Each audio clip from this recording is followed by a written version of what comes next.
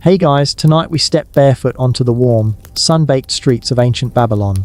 The sky is glowing bronze, the air is thick with incense and dust, and the scent of baked dates and distant cattle drifts lazily across the rooftops. You hear the murmur of the river Euphrates nearby, and somewhere, a temple gong rings softly, marking, well, something, a moment, a transition, a time. But what time is it, exactly? You glance around, but there are no clocks here. No ticking hands, no glowing digital screens. And yet, time is everywhere. It's in the long, stretching shadows of the ziggurats, in the rhythm of the market calls, in the precise moment a priest lifts his arms to the sky. Here in Babylon, time doesn't tick, it seeps, drips, and glows. You're about to learn how a civilization once ruled by celestial cycles and clever geometry managed to carve order out of sunlight and water. And yes, you probably won't survive this. At least not if you're wearing a modern wristwatch and asking people where the nearest Starbucks is. Spoiler, it's not here. So, before you get comfortable, take a moment to like the video and subscribe, but only if you genuinely enjoy what I do here. And while you're at it, drop your location and the local time in the comments. I love seeing where and when you're tuning in from. Now dim the lights, maybe turn on a fan for that soft background hum, and let's ease into tonight's journey together. You shuffle forward through the dusty gates of Babylon, past guards with bronze-tipped spears and beards neatly curled. The walls rise around you, thick, sun-baked mud bricks stacked with daunting precision. You squint upward. The rooftops are already casting long, blue-grey shadows across the courtyard. It's late afternoon, and in Babylon, that means something very specific. You follow a line of priests dressed in russet robes trimmed with gold thread. They walk in slow procession toward a temple courtyard, where a tall pillar stands upright in the center of a stone circle. It's not decorative. This is a gnomon, a shadow caster, and it's one of the earliest tools humans used to grasp the slippery concept of time. The gnomon's shadow crawls slowly across the dusty stone floor, inching from one engraved mark to the next. You kneel beside it, curious. The marks aren't numbers, at least not in the way you're used to. They're cuneiform wedges, carefully arranged, each one a whisper of what hour it might be. The priests glance at the shadow, then glance at the sky and nod. A ritual begins. This is timekeeping ancient Babylon style, not with gears or springs, but with sunlight and stillness. You're watching a solar clock in motion, a sundial's grandparent, if you will. It's not perfect, but it's enough to tell the difference between early morning sacrifices and late afternoon grain offerings. Historians still argue whether Babylon's earliest shadow markers were tied more to astronomy or agriculture. Some say the temple priests developed them purely to time religious rites. Others argue they were used in fields first, to measure when to sow barley or flood the irrigation canals. Either way, the concept stuck time could be measured. If you knew where the sun was, you wander through the city as the sun begins to dip lower. The streets are alive with sound. Potters calling out their glazes, weavers slapping looms, children chasing each other with sticks. But beneath it all, there's a rhythm, a kind of unspoken agreement that certain things happen at certain times. The market closes when the shadow of the western tower touches the fish stall.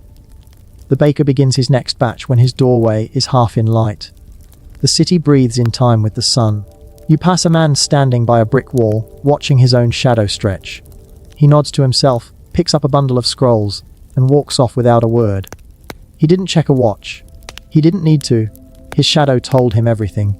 Of course, this only works when the sun cooperates. And even in dry Babylon, there are cloudy days. Days when shadows vanish into grey haze and the gnomons fall silent. What then? Do the rituals stop? Do the priests shrug and sleep in? Not quite. You'll find out soon enough. But for now, you trail the last rays of sunlight down a narrow alley where the shadows grow long and golden. A child draws circles in the dust with a stick, mimicking the gnomon's motion.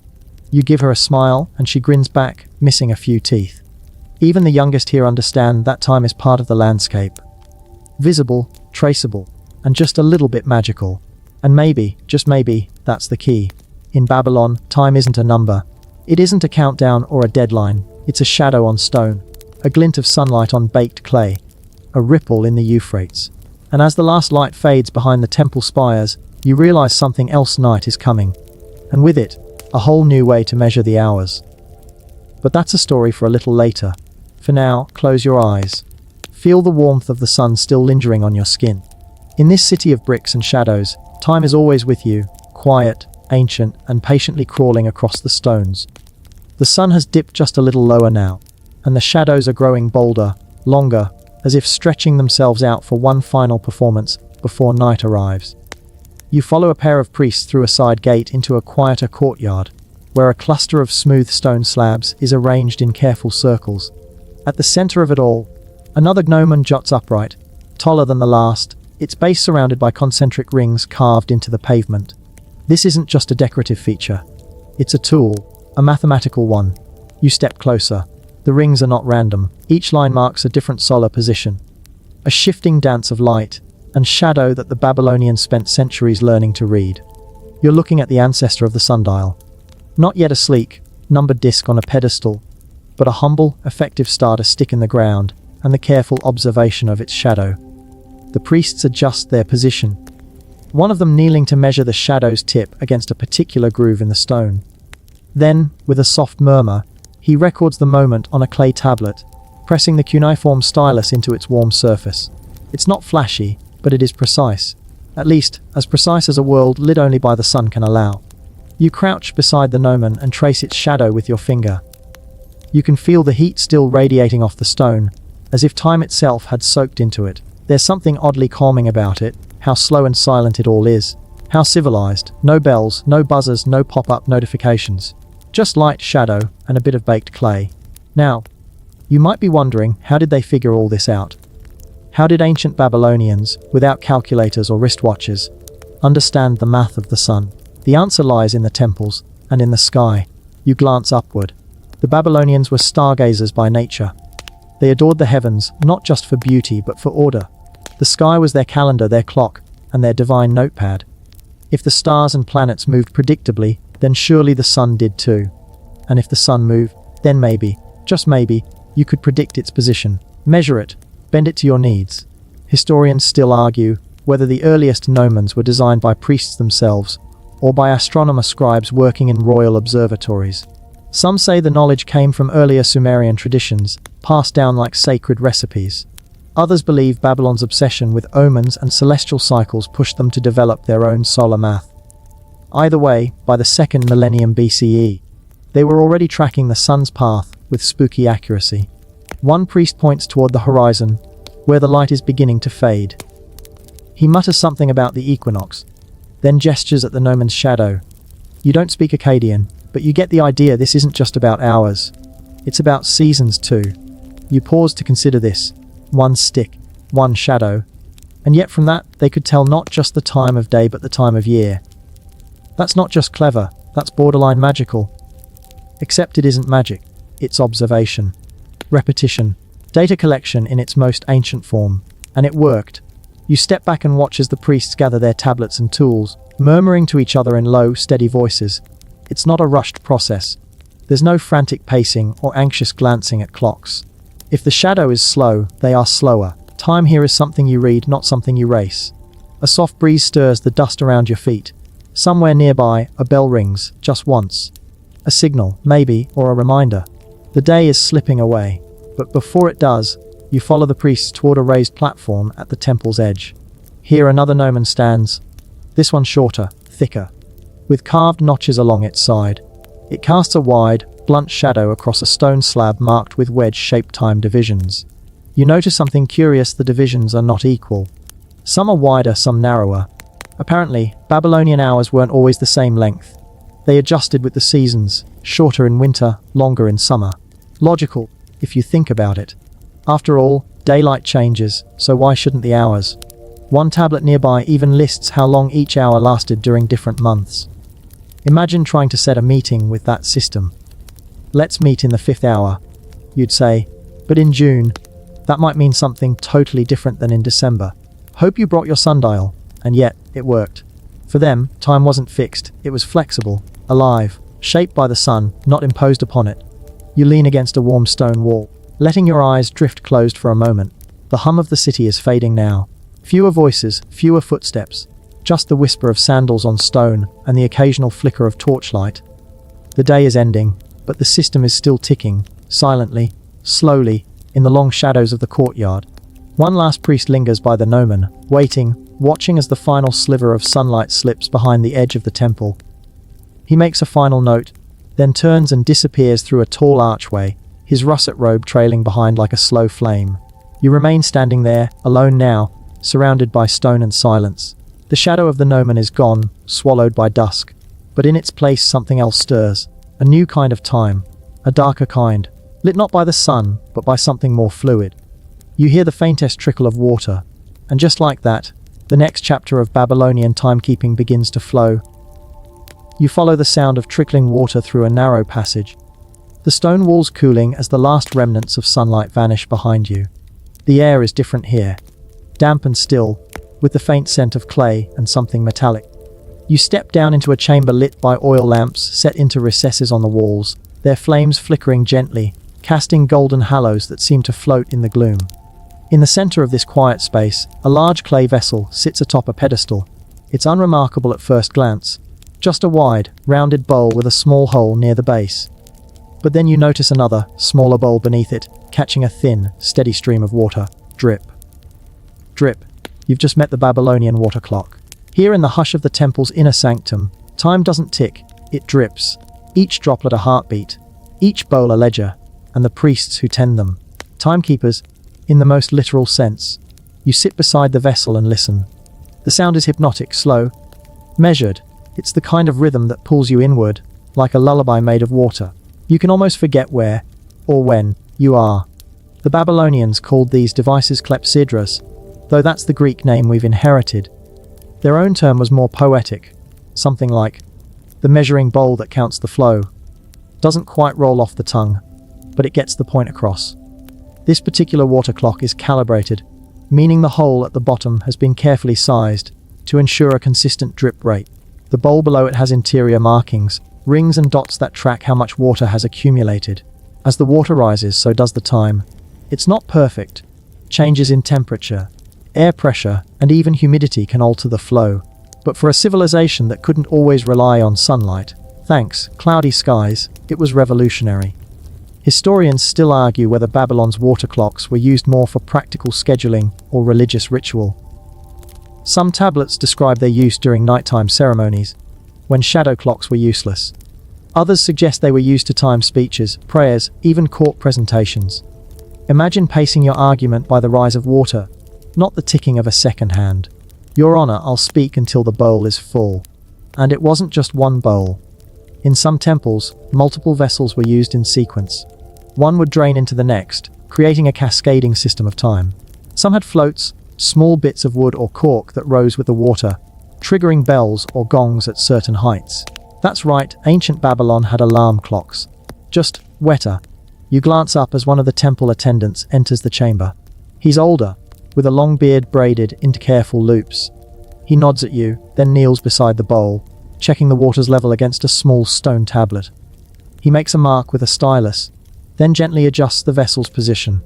This isn't a casual job, it's sacred. A miscalculation could disrupt entire rituals.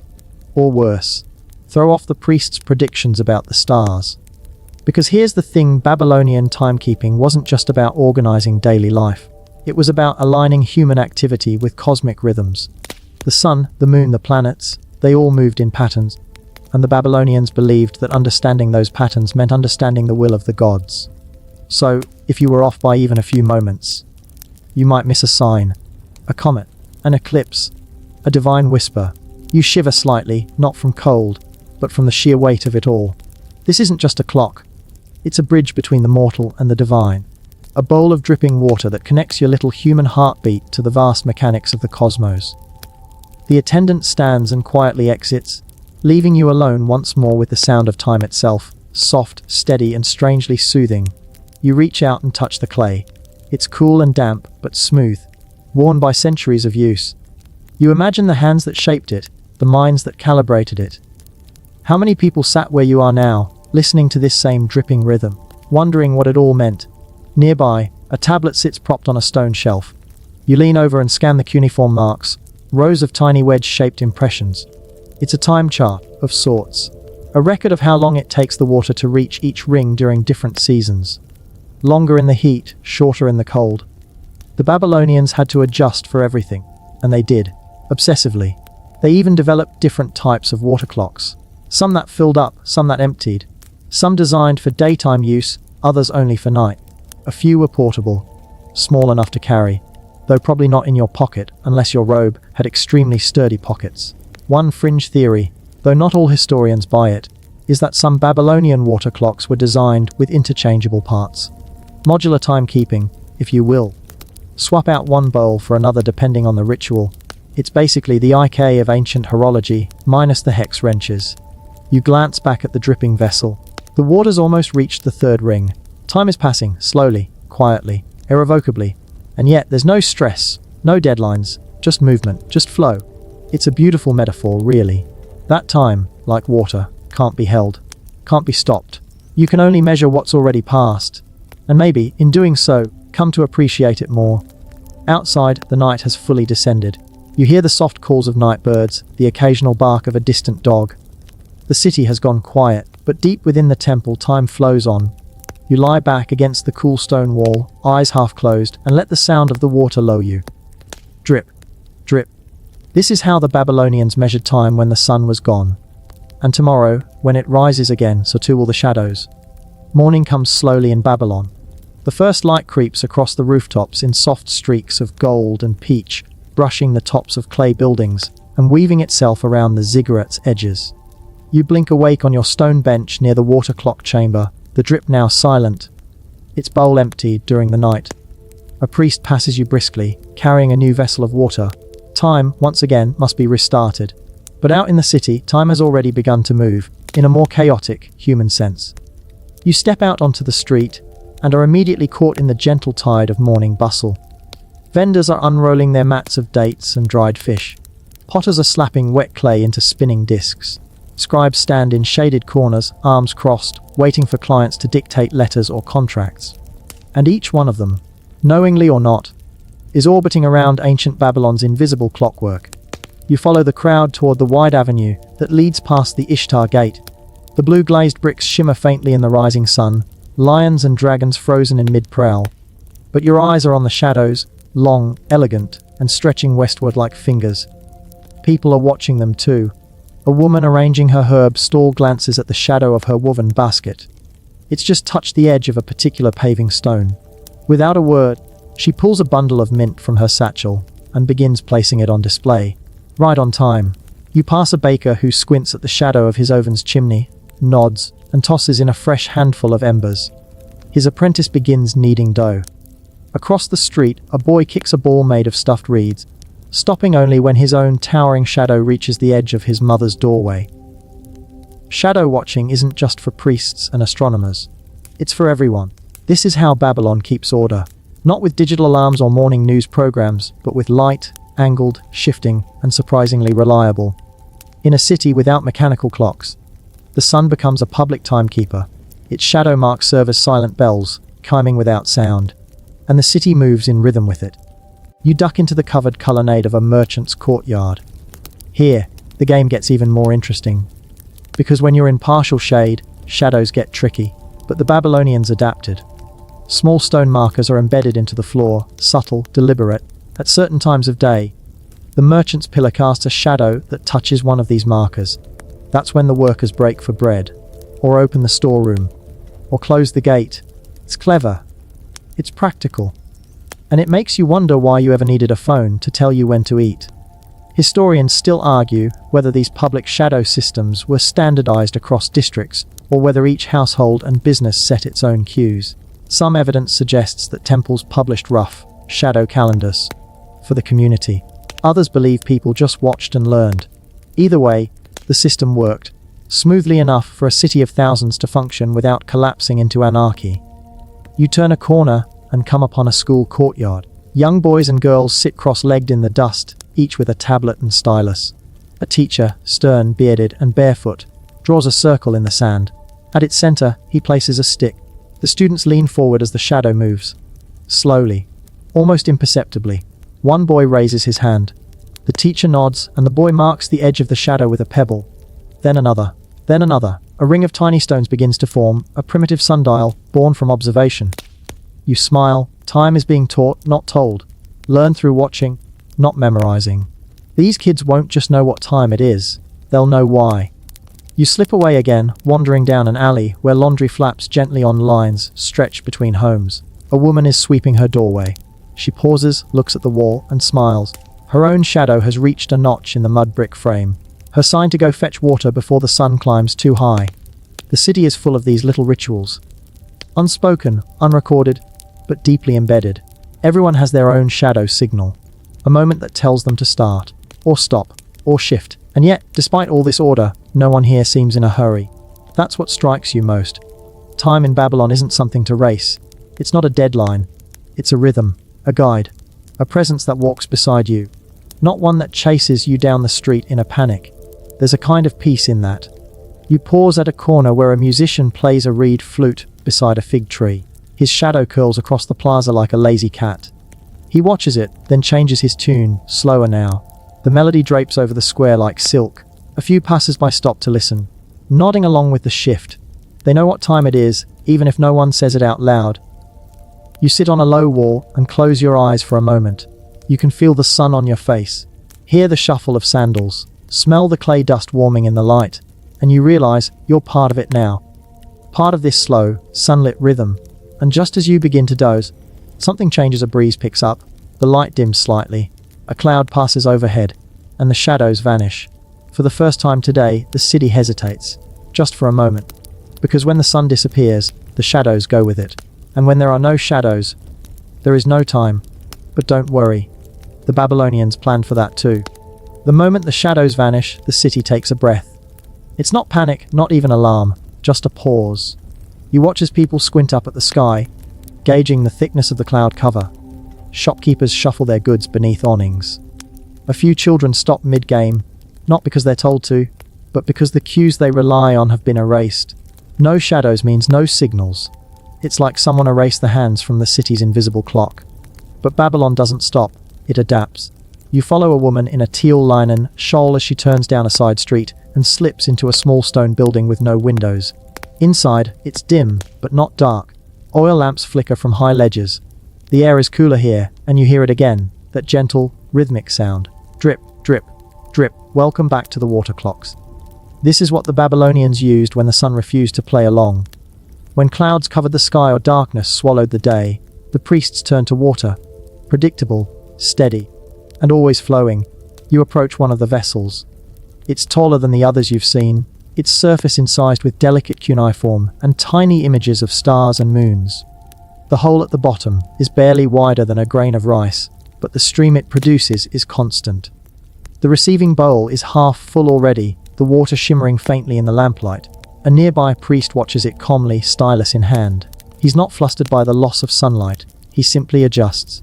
Historians still argue whether these water clocks were invented as a response to cloudy weather or as a necessity for night rituals. Either way, they became essential.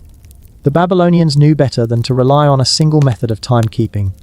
The sun might be divine, but clouds didn't care about your temple schedule. And so, the backup clock dripped on.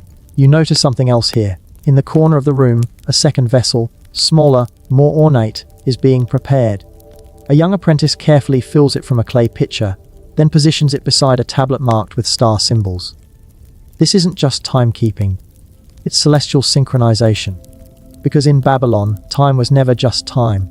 It was part of the cosmos. The priests didn't just measure hours, they measured their alignment with the heavens. When the sun vanished, they watched the moon. When the moon was absent, they followed the stars. And when all else failed, they listened to the water. You sit on a worn bench and listen too. Drip, drip, drip.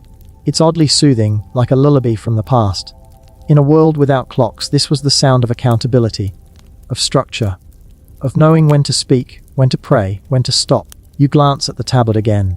It's marked with intervals, rings, dots, and tiny wedge shapes.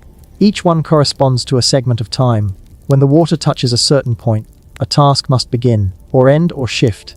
You read a few of the symbols. One of them is for an offering, another for an eclipse, another, more abstract, for reflection. That's right. Even the Babylonians scheduled time to sit and think. Imagine that. The priest sees you looking and smiles faintly. He taps the edge of the bowl, then points to the next ring. 1/3. He says in a language you almost understand. Then he holds up 3 fingers. You nod, 1/3 of the way through the hour. You lean back and imagine a cloudy day in ancient Babylon. The street's still busy, the market still open, but the shadows are gone. So instead, a bell rings from the top of a temple. Not a loud clang, but a soft, resonant tone. 1 ring, then 2, then 3. Each ring marks the rising of water in a hidden vessel. A quiet announcement that time is still flowing, even when the sun hides. You're reminded of something modern. Maybe it's the way we check our phones when it rains, or glance at digital clocks in dark rooms. We're not so different, really, just more complicated about it. And yet, the Babylonians did it with bowls and patience. One fringe theory, though debated, suggests that some high-ranking officials carried small water clocks with them. Portable timekeepers, shaped like conical flasks, calibrated to drip for a set period. They weren't exactly pocket-friendly, but they worked. Imagine pulling out a dripping jar during a meeting just to prove someone was talking too long. You chuckle softly at the thought and glance back at the apprentice, who is now carefully marking the time on a new clay tablet. The water is nearly at the top of the 3rd ring. Another interval passed. Outside, you hear the faint rustle of leaves. The clouds are thinning. A shaft of light slices across the doorway, falling onto the stone floor like a blessing. The priest stands and walks to the entrance, squinting toward the sky. Then he nods and turns back toward the chamber. Shadow time is returning, but the water clock will stay. Because in Babylon, redundancy was wisdom. If the sun failed, the water would speak. If the water faltered, the stars would shine. And if all else went dark, well, you'd still know when to sit quietly and wait. You rise and stretch, your back cracking gently against the cool stone wall. The priest offers you a cup of water. You drink, and it tastes faintly of clay and something ancient, like time itself. Then you step back outside. The shadows are just beginning to reappear, faint and uncertain. But they're there, stretching slowly across the stones, inching their way back into the world's rhythm. Babylon breathes again, and you, now fully attuned to its heartbeat, begin to follow the light once more.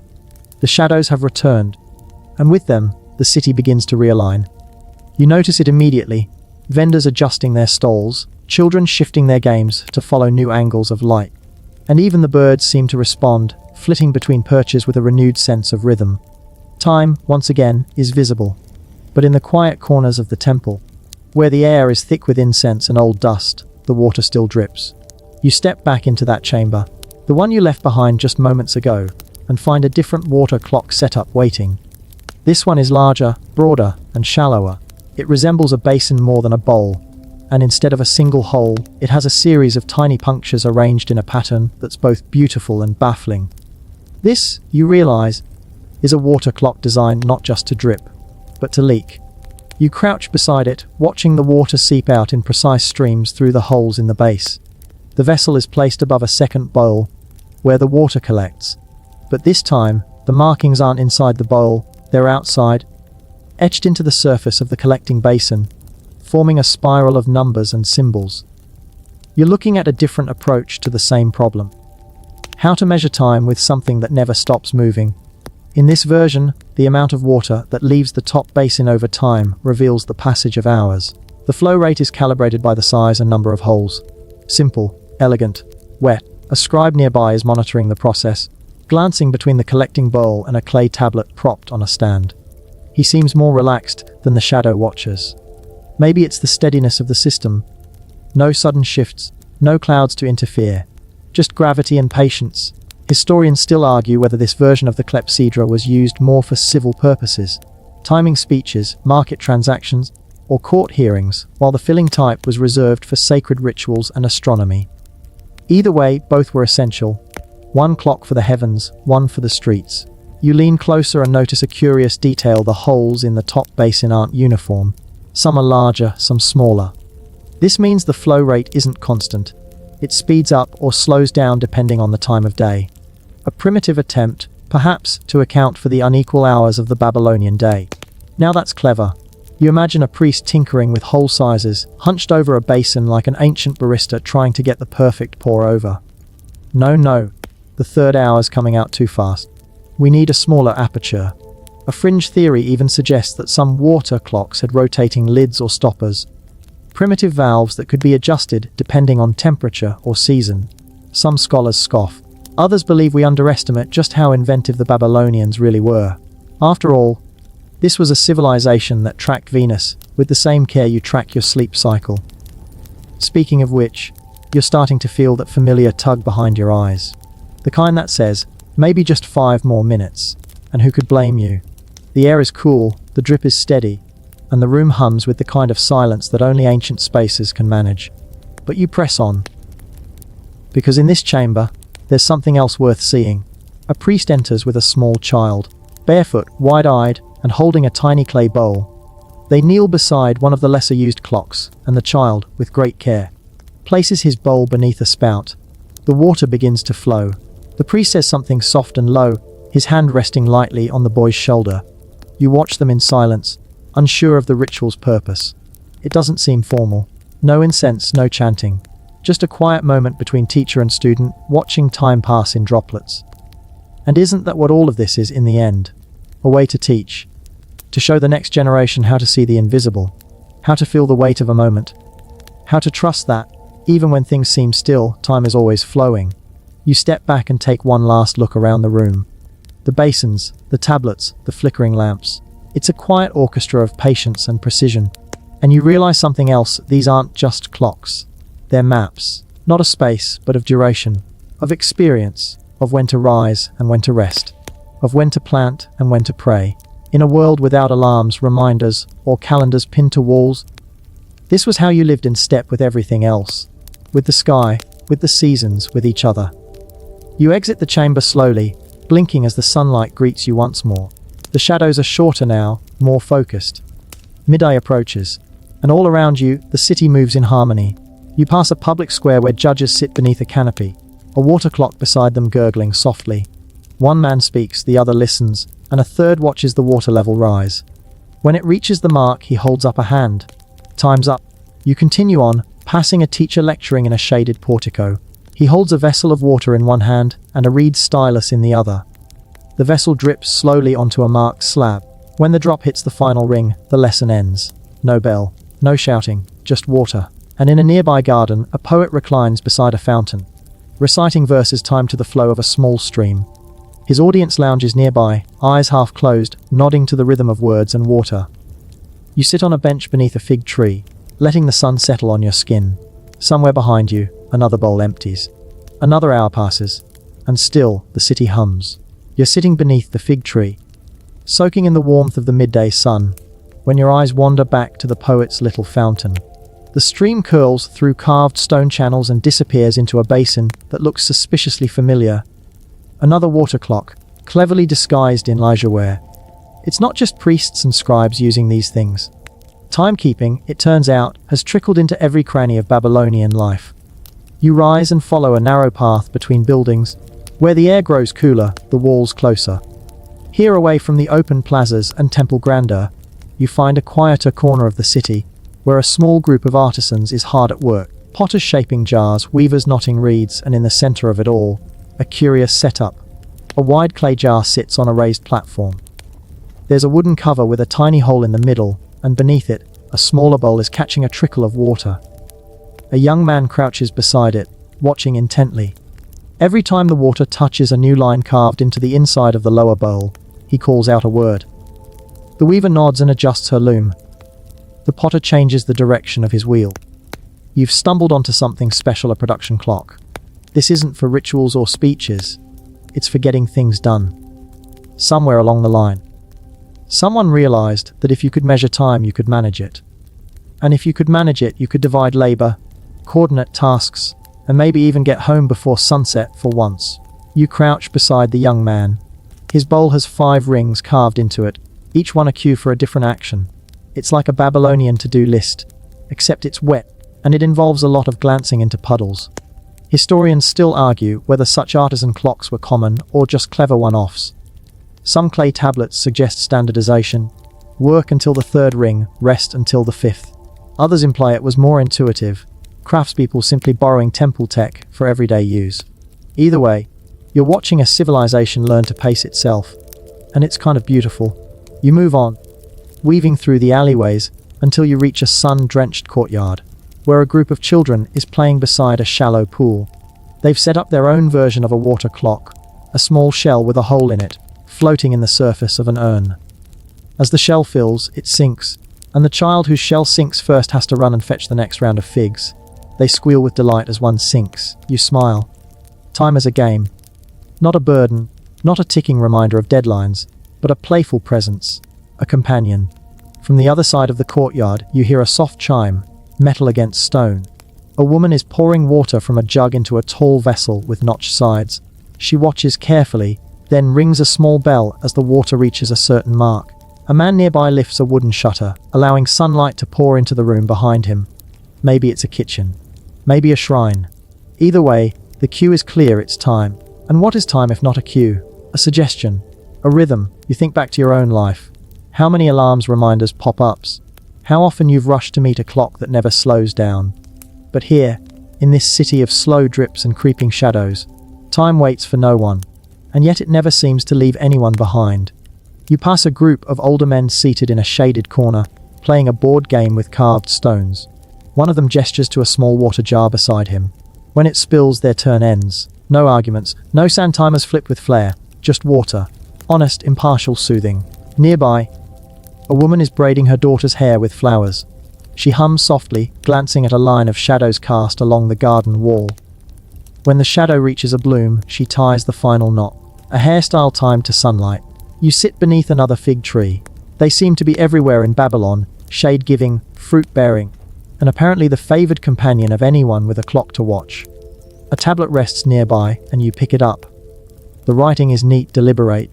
It's a schedule, written in cuneiform. Not for a king or a priest, but for a brewer. It lists the stages of fermentation, each marked by the rising water level in a specific kind of clock. Even beer obeys the flow of time. A fringe theory claims that Babylonian water clocks were sometimes scented, with herbs or oils added to the water to provide a lingering aroma as time passed. It's not confirmed, but wouldn't that be nice? To know the hour not just by sight or sound, but by smell. Imagine, the fourth ring. Smells like mint, time to go. You rise and stretch, feeling the pull of the day in your shoulders. The city is humming gently now, like a cat in the sun. Everyone seems to know what's next. Not because a bell told them, but because the water did. Or the light, or the curve of a shadow.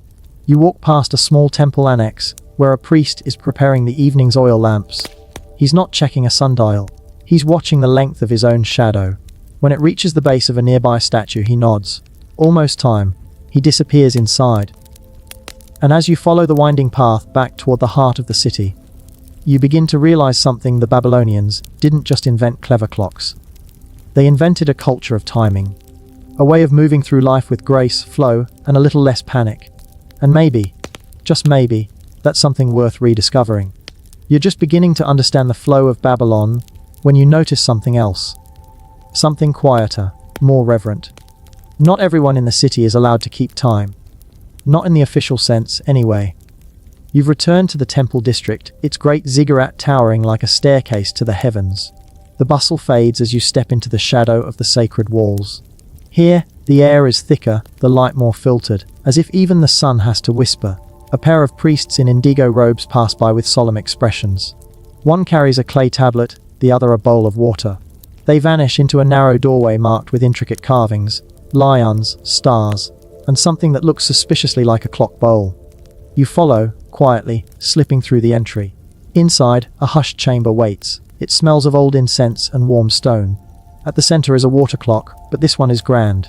Decorated with gold leaf along the rim and inscribed with celestial symbols. It sits on a stone pedestal carved with names of gods, kings, and moments in time.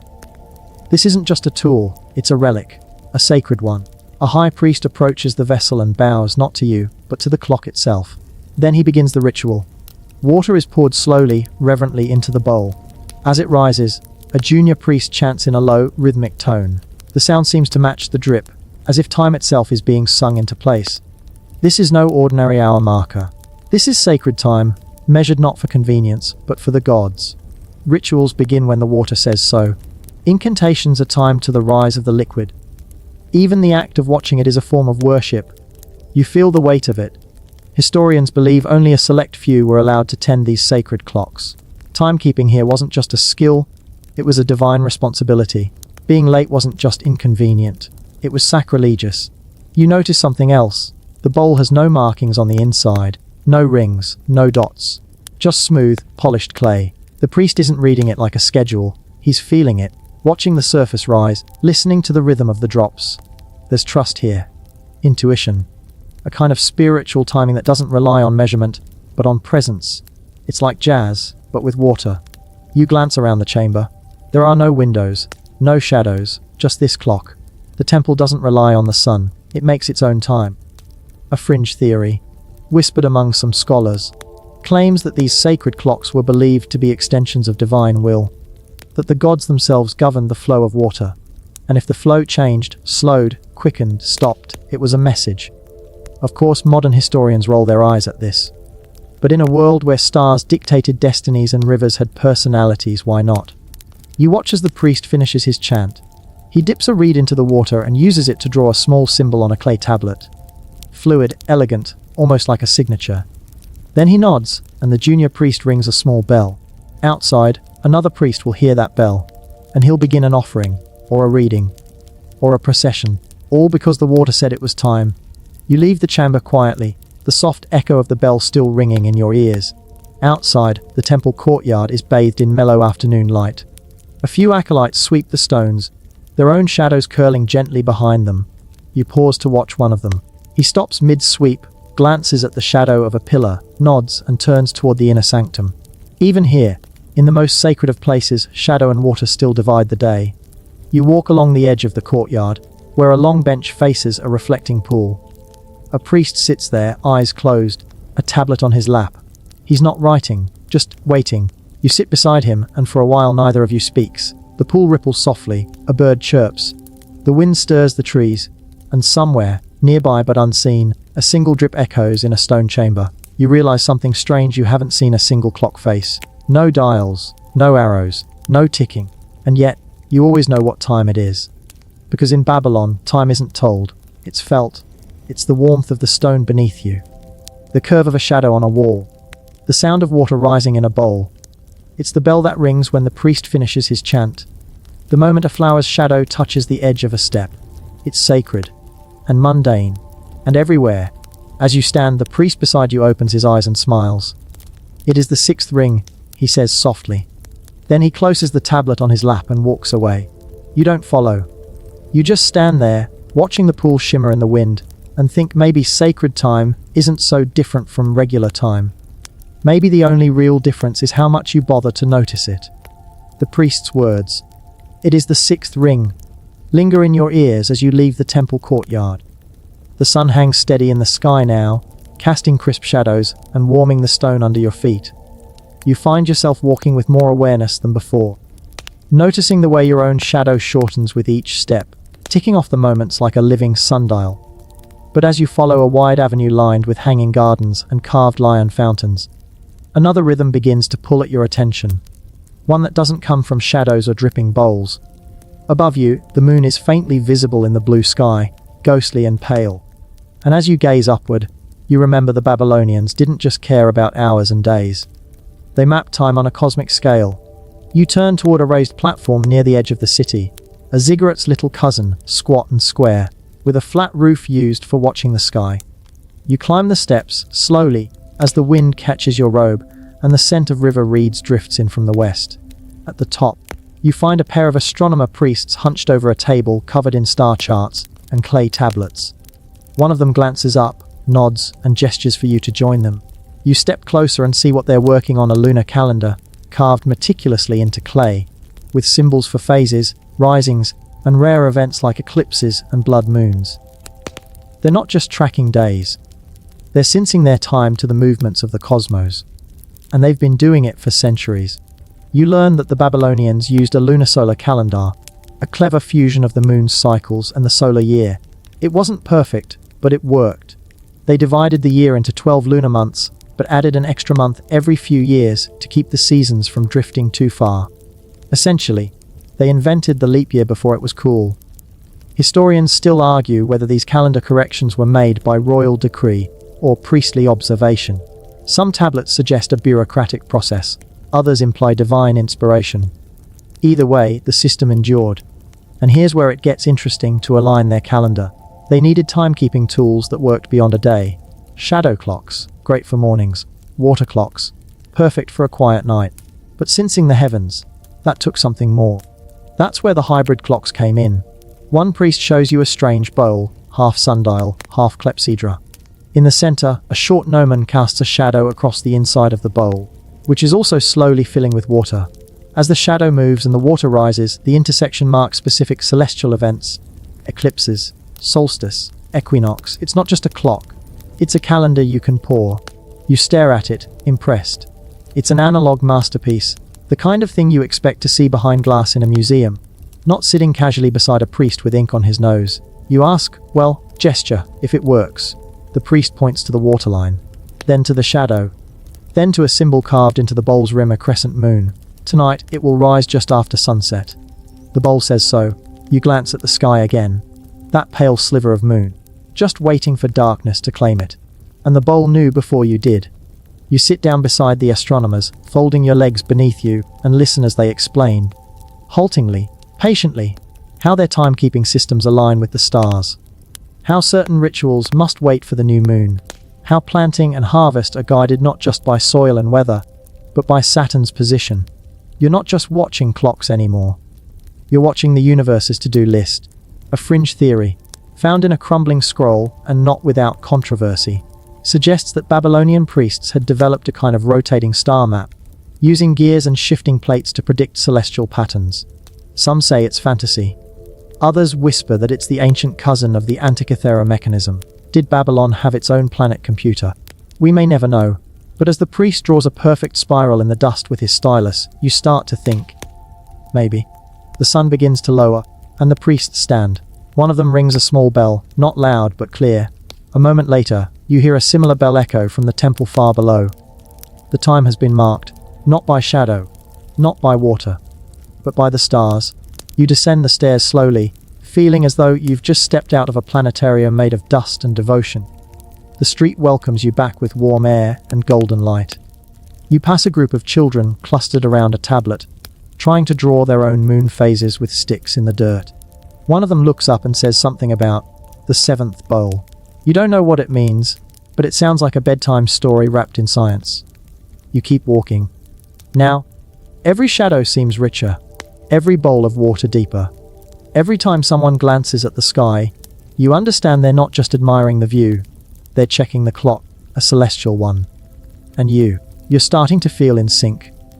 You're following the scent of roasting grain now, wandering through the rhythm of late afternoon in Babylon. The light has taken on that soft, honeyed quality that makes everything look like it's been dipped in amber. Shadows grow again. Longer this time, cooler, and the city begins to pivot slowly toward evening. Time here doesn't just pass, it ripens. You find yourself in an open courtyard filled with movement, baskets being packed, braziers being lit, and voices rising in soft, end-of-day tones. But something catches your eye, a clay tablet resting on a stand beside a water bowl. It's not a clock, it's a calendar. A priestess in robes of saffron and teal stands beside it, plucking petals from a basket and dropping them into the water one by one. Each petal floats for a moment, then sinks. She watches carefully, timing the rhythm. You glance at the tablet again and realize it's not a calendar of days, it's a calendar of rituals. Each petal marks a different sacred observance, arranged not by season or date, but by phase of the moon, temperature of the air, and even the behavior of animals. You're witnessing a kind of timekeeping that doesn't count hours, it counts meaning. And the water, it helps keep track. The Babylonians didn't just use clocks to measure the day, they used them to map the year, month by month. Festival by festival, they aligned their entire spiritual and agricultural life with cycles marked by sky and bowl alike. You walk over to a nearby alcove where a man is carving small divots into a long clay strip. It's a planner of sorts, each dip marking a sacred day. The water clock beside him has been modified, a small trove, now channels water gradually across the length of the strip. When the water reaches a certain divot, the corresponding rite begins. It's a liquid calendar. Historians still argue how widespread these devices were.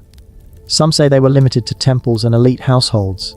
Others believe smaller versions existed in gardens and homes, used by midwives, brewers, or even traveling merchants to track cycles, contracts, or planting schedules.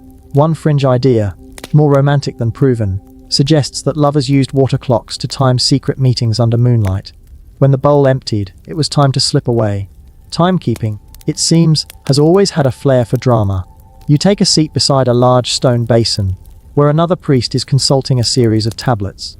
He's preparing for a festival, one that only happens when the moon and sun align just so. He's using 3 clocks, one solar shadow dial etched into the courtyard floor, one lunar a bowl timed to the moonrise, and one water-based a triple-chambered clepsydra that looks like it might also double as a musical instrument. He hums softly as he works, checking each timepiece like a conductor preparing an orchestra. And you start to see it, this isn't just timekeeping, it's choreography. The Babylonian calendar wasn't a flat sheet of paper, it was a dance, a living, fluid system that responded to the world. When the sun was bright, you watched shadows. When the sky clouded, you listened to water. When the moon rose, you followed its phases. When rain fell, you adjusted. Nothing was fixed, nothing was rigid. And yet, it all worked. A small girl runs past you with a garland in her hands. She stops beside a tree and looks at its shadow. She's waiting for it to touch a stone before tying the garland to the branch. Another festival, another moment, another clock hidden in plain sight. You smile. The priest notices and walks over. He shows you a tablet with a curious phrase scratched in cuneiform. He translates it aloud, slowly. The wise one does not command time. He listens to it. You nod, because what else can you do? You've been listening all day. To shadows, to dripping bowls, to bells and petals and moonrise charts. And now, as the sun begins its descent, you feel it more than ever. Babylon didn't just measure time. It lived with it. You close your eyes for a moment and picture your world. The blinking digits, the vibrating phones, the flurry of notifications, and you wonder, what would happen if, just for one day, you measured time in petals and water? Would the world slow down? Would it breathe? You open your eyes to find the courtyard bathed in golden light. The priestess has finished her ritual. The petals float silently in the bowl, each one a soft, fragrant hour. You rise and follow the sound of evening bells echoing through the city. Another day is winding down. But in Babylon, the clocks never sleep. They reflect, they ripple, they wait, and when night falls, they begin again. The air has cooled now, slipping from sun-warmed bronze into something gentler, violet, maybe, or the soft grey of well-worn stone. You follow the sound of sandals on brick as Babylon exhales into evening. Lamps flicker to life one by one, their golden shimmer dancing on the walls like sleepy fireflies. You're standing beneath a colonnade now, watching the city prepare for night. But your attention is drawn to a group gathered near the edge of the market square. Travelers, by the look of them. They're speaking in a different tongue, their robes tied in unfamiliar ways, their donkeys loaded with bronze vessels and cloth bundles. One of them holds a small bowl. You recognize it instantly. A water clock. Only, it's different. The shape is narrower. The markings are in another script, and the man holding it is explaining something to the locals through a translator. He tips the bowl, lets a trickle of water fall, and counts softly on his fingers. The Babylonian onlookers murmur with interest. The device has traveled. You're watching an idea cross borders, dripping, quite literally, from one culture to the next. This is how Babylon's timekeeping began to go global, not with wars or declarations, but with shared curiosity. With a bowl of water here, a shadow measurement there. The exchange wasn't official, it didn't need to be. When a traveler saw a clever way to measure the day, he took the idea home. And the world got a little more synchronized. You stroll along the edge of the square, where a scribe is copying a tablet for a foreign envoy. The tablet describes how to calibrate a clepsydra, how wide the hole should be, how tall the bowl, how many rings to record a 2-hour interval. It's not a secret. It's a gift.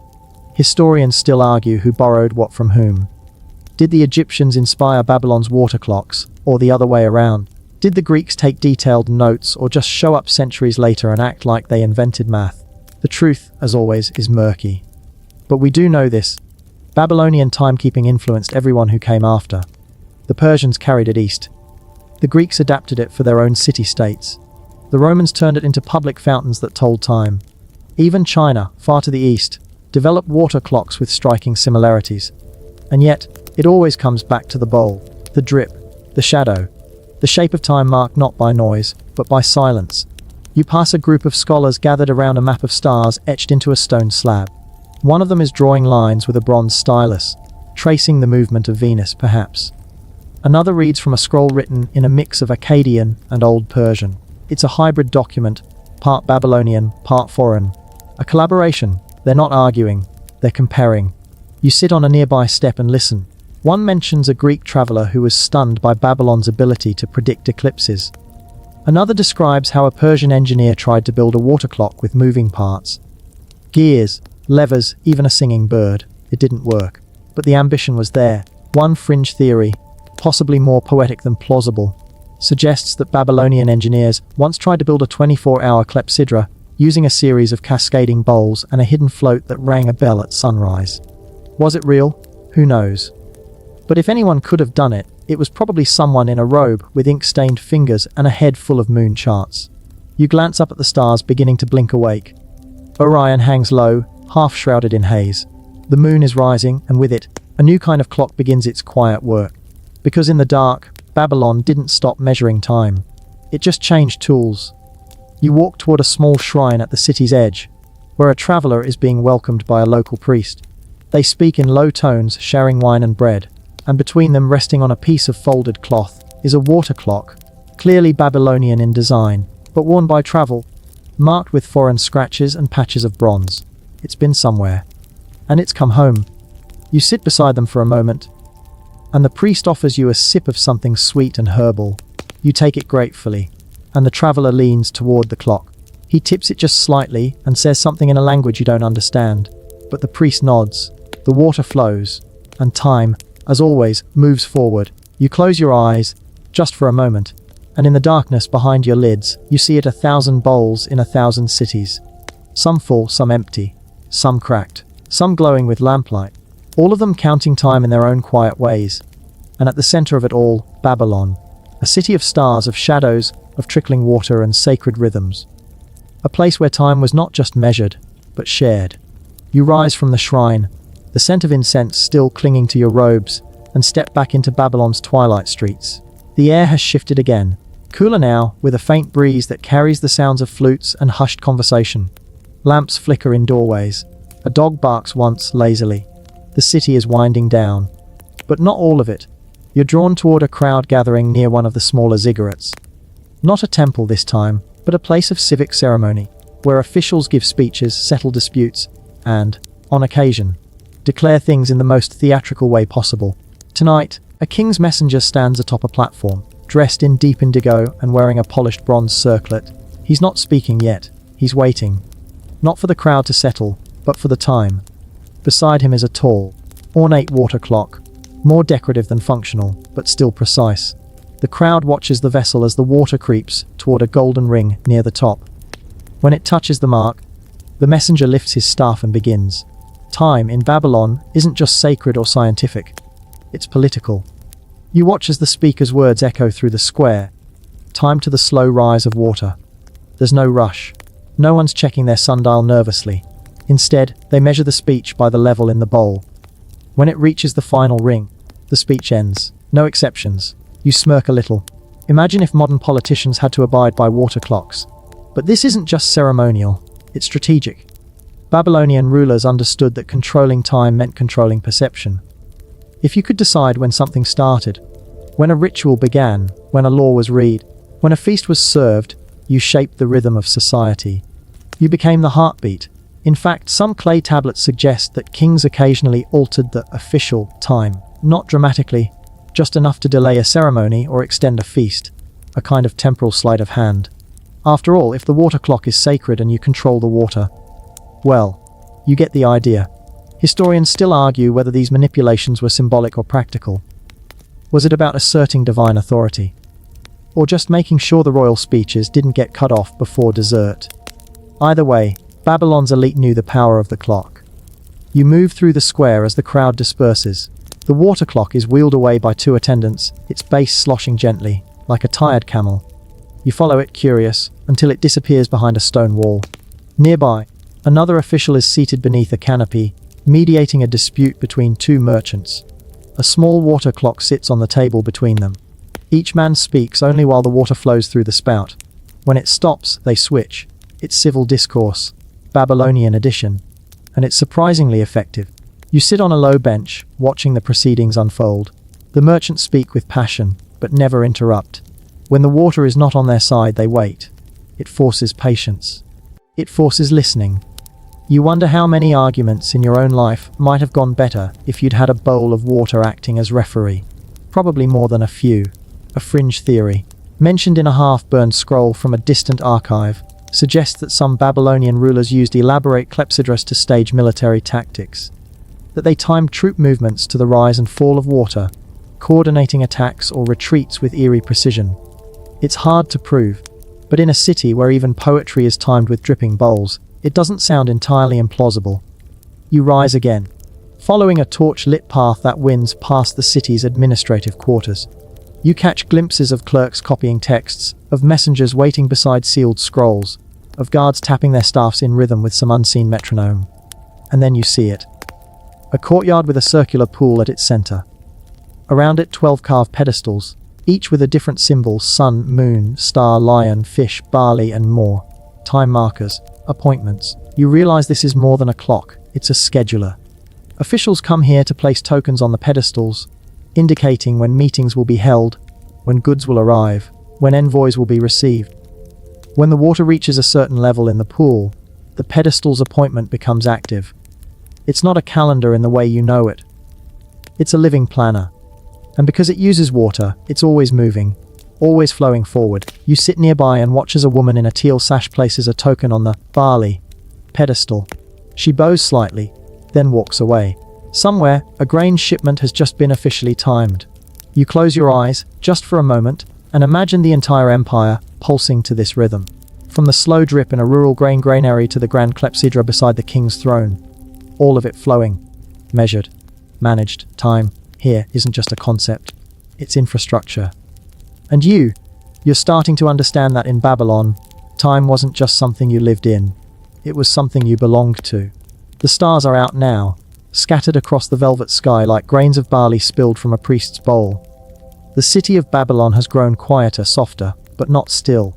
You walk its streets under flickering lamplight, past shuttered stalls, and doorways hung with bells that chime gently in the breeze.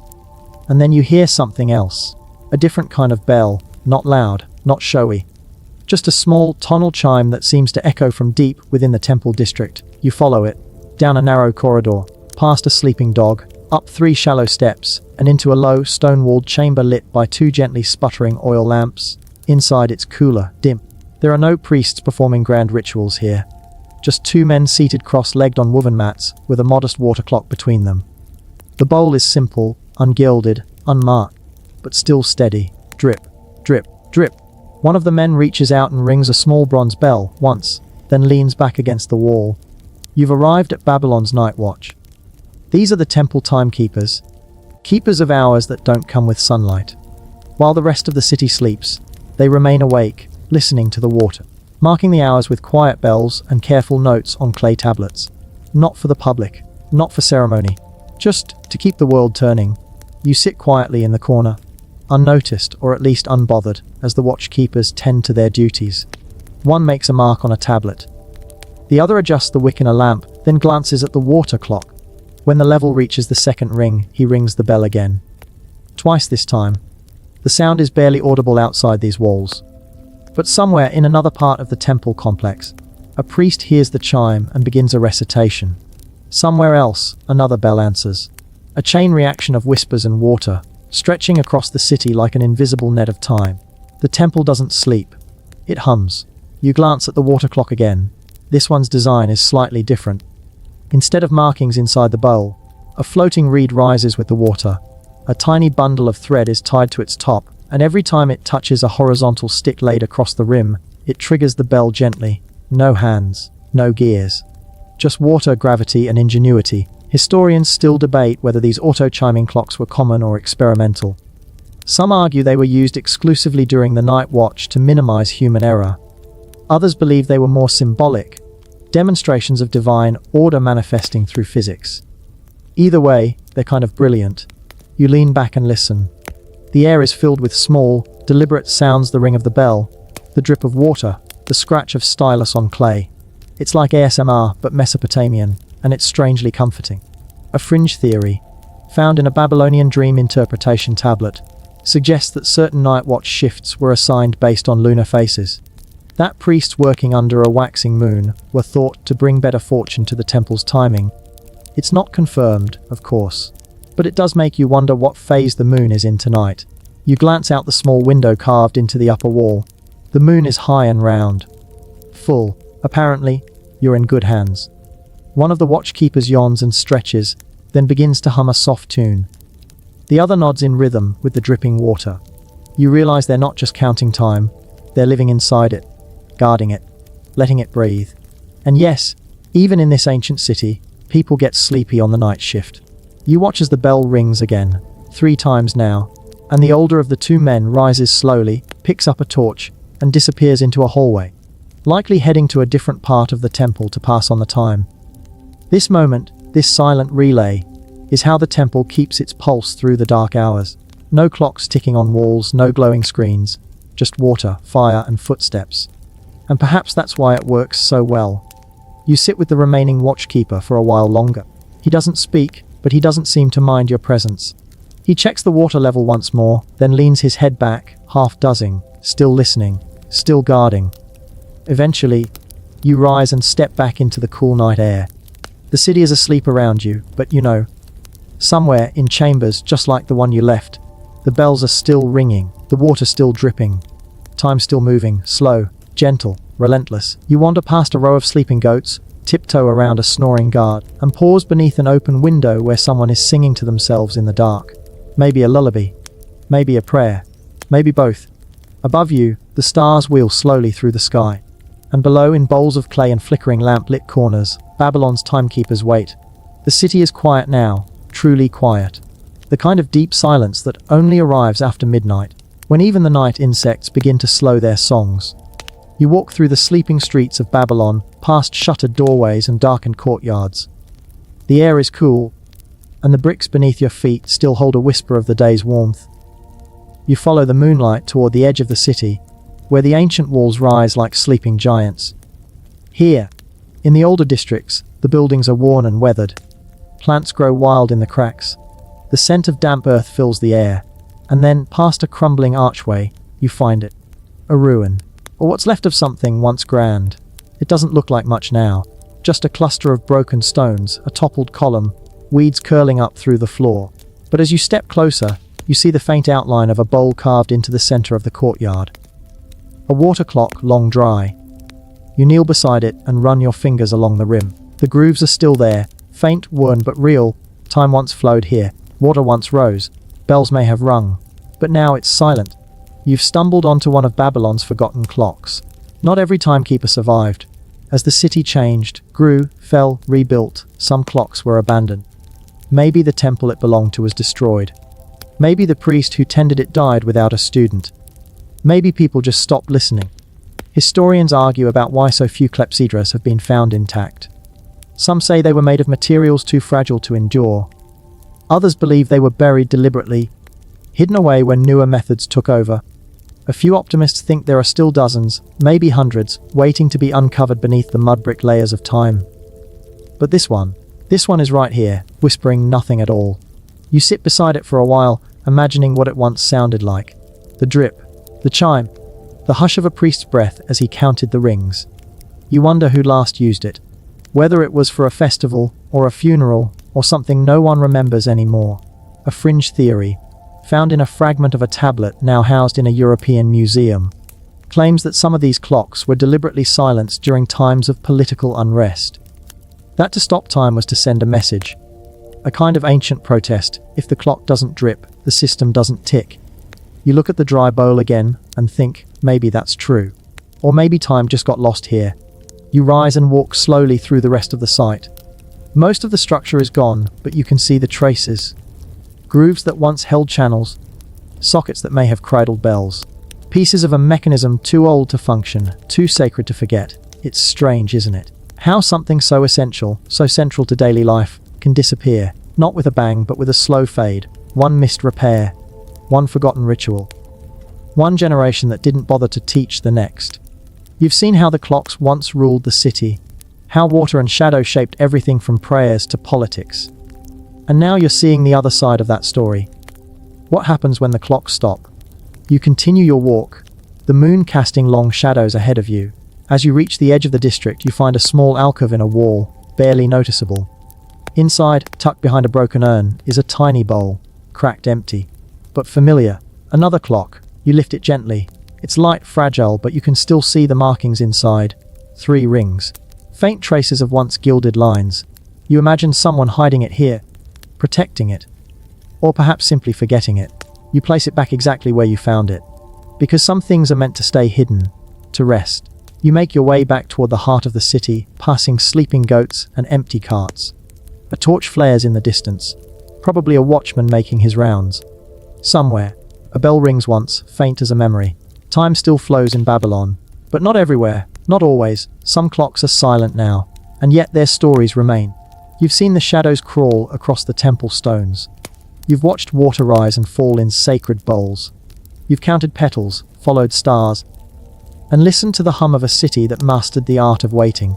And now you've stood among the ruins. You've touched the stone where time used to live. And maybe, in that silence, you've heard something else. Not the ticking of a clock, but the echo. The sky is paling now. You notice it as you climb the gentle slope of a narrow road winding back toward the temple district.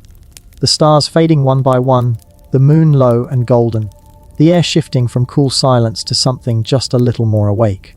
Not busy, not yet, but stirring. Dawn in Babylon doesn't arrive with alarm bells or morning traffic.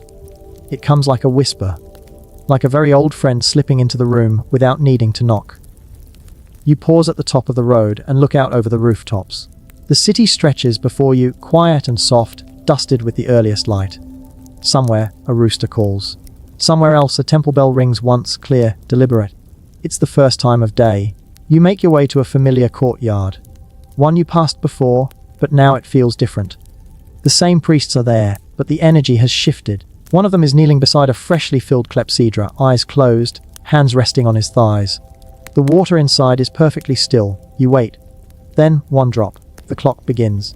As the water begins to drip, the city does too. You can feel it. A ripple of movement. A stretching. A breath. Doors creak open. A woman sweeps the dust from her doorstep. A boy yawns and blinks at the rising sun. And all of it, every motion, every blink, every footstep, is quietly in sync with the water.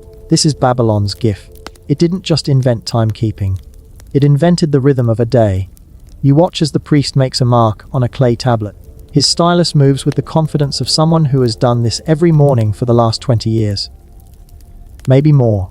He doesn't need to look at the water. He knows where it is.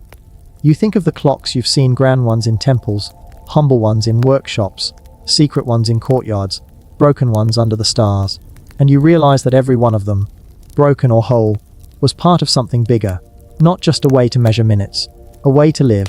You walk slowly now, letting the city rise around you. You pass a baker fanning his fire. He glances at the shadow of his chimney. It's just touched the corner of his wall. He starts kneading dough.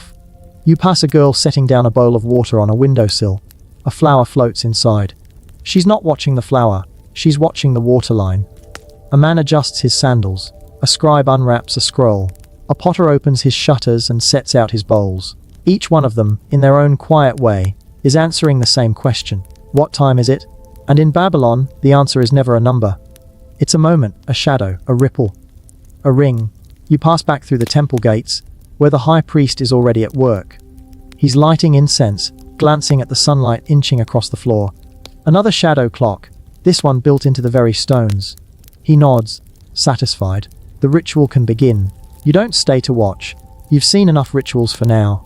Instead, you make your way back to that first courtyard. The one with the tall gnomon and the stone rings. The one where you first saw time crawl across the earth. You sit beside it. The shadow is returning.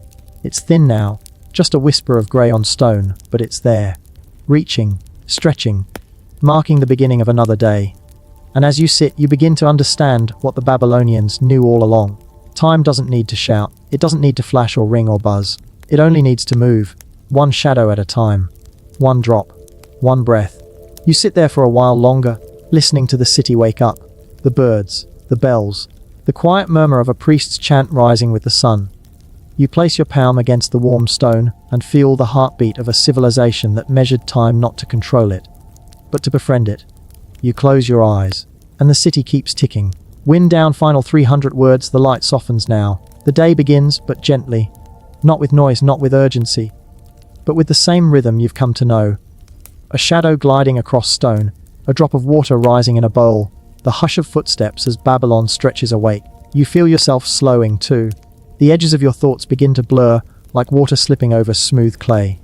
The details of the city, the bricks, the bells, the bowls, start to drift backward, as if time is letting go of your hand and waving from the shore.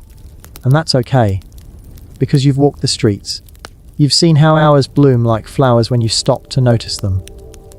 You've sat beside clocks that don't tick, that don't rush, that don't demand anything of you but presence.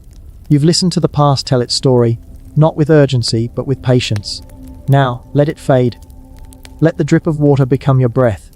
Let the shadows stretch into your dreams.